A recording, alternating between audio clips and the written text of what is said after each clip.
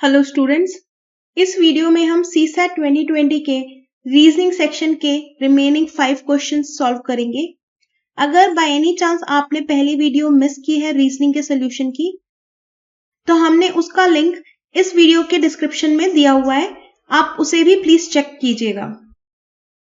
ये data sufficiency का question है और इसमें हमें 3 स्टेटमेंट्स दिए, S1, S2 एंड S3 और 4 ऑप्शंस दिए हैं।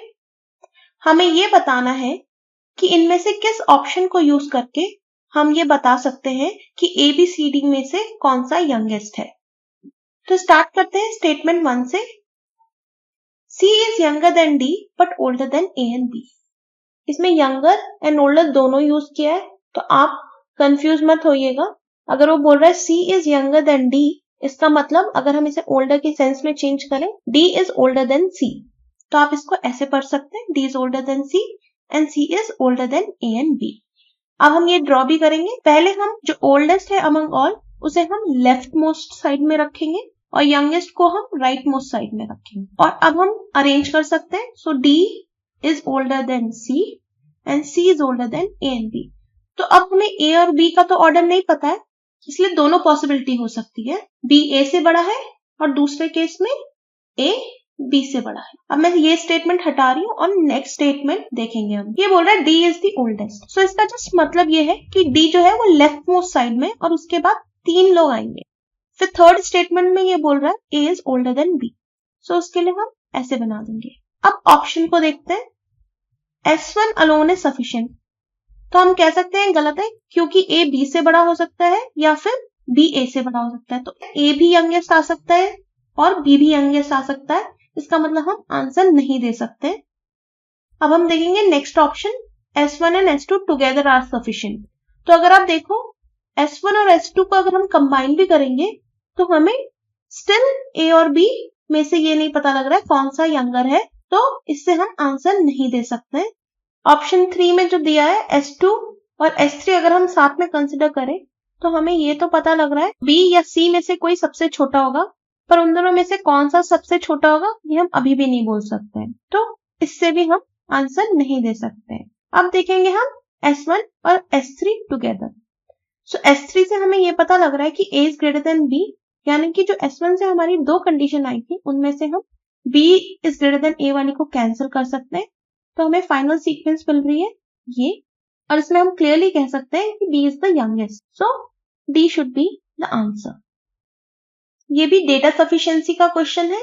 इसमें 2 स्टेटमेंट्स गिवन है और हमें देखना है इनमें से कौन से ऑप्शन को यूज करके हम आंसर दे सकते हैं कि PQRS में से कौन सा नंबर सबसे बड़ा है। स्टार्ट करते हैं फर्स्ट स्टेटमेंट से। R is greater than P as well as Q। तो हम इसे ऐसे लिख सकते हैं। इस क्वेश्चन में हमें लार्जेस्ट नंबर फाइंड करना है, तो हम P और Q के ऑर्डर के बारे में परेशान नहीं होंगे, क्योंकि इन दोनों में से कोई भी लार्जेस्ट नहीं हो सकता, क्योंकि इनसे बड़ा ऑलरेडी R है। तो हम जो फोर्थ नंबर है उसे देखेंगे, S को।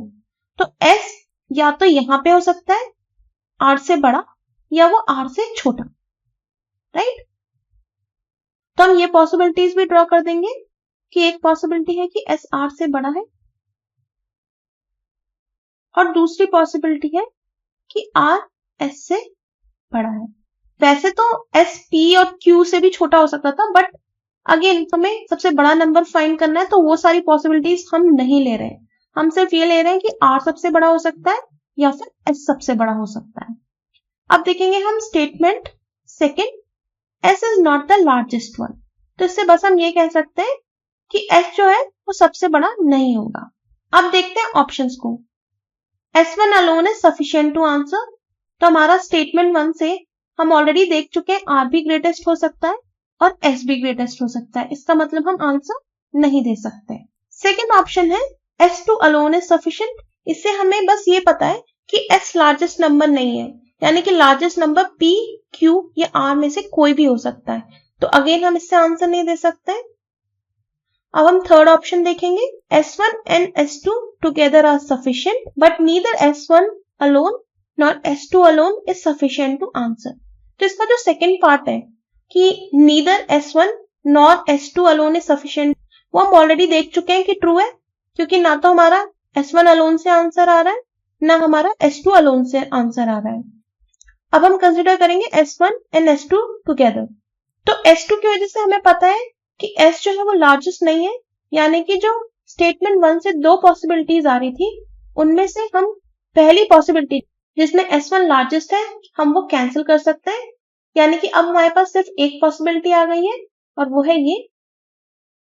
इससे हम कह सकते हैं कि R जो है वो हमारा लार्जेस्ट नंबर होगा। So option C is our answer.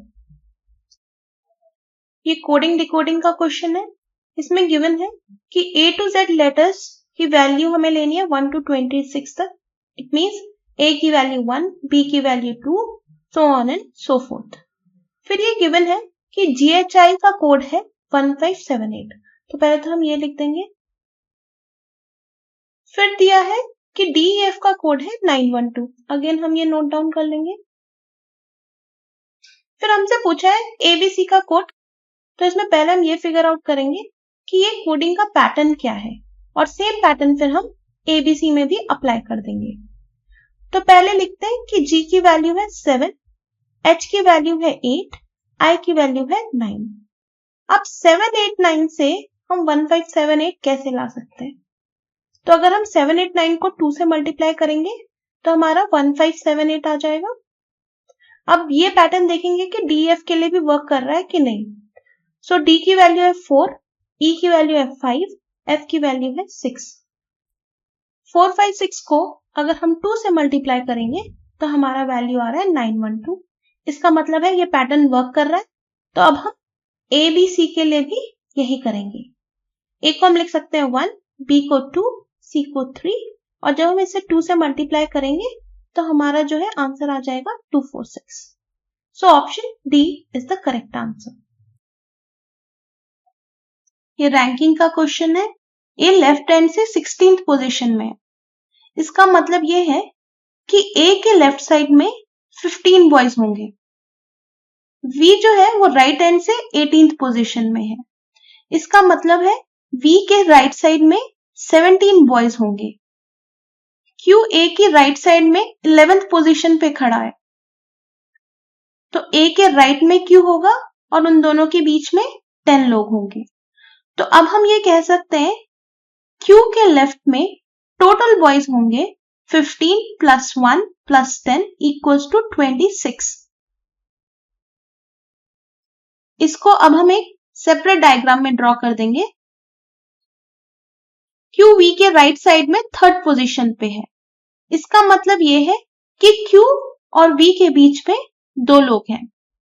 अगर हम इस डायग्राम को देखें तो हम कह सकते हैं Q के राइट साइड में 17 minus 2 minus 1 equals to 14 boys खड़े हैं। इसको भी हम सेम डायग्राम में ऐड कर देंगे। अब क्वेश्चन में पूछा है कि टोटल बॉयज कितने हैं, तो अब हम इन सबको ऐड कर देंगे। 26 प्लस 1 प्लस 14 इक्वल्स टू 41। सो हमारा आंसर होगा ऑप्शन बी। ये ब्लड रिलेशन का क्वेश्चन है। इसमें दिया हुआ है कि एक फैमिली की 2 जनरेशन है जिसमें 6 मेंबर्स हैं, 3 मेल्स हैं एंड 3 फीमेल्स हैं और 2 मैरिड कपल्स हैं और 2 अनमैरिड सिबलिंग्स। सिबलिंग्स वो होते हैं जिनके मम्मी पापा सेम होते हैं। तो 2 बहनें हो सकती हैं, 2 भाई या भाई बहन। हर मैरिड कपल में एक मेल होता है और एक फीमेल।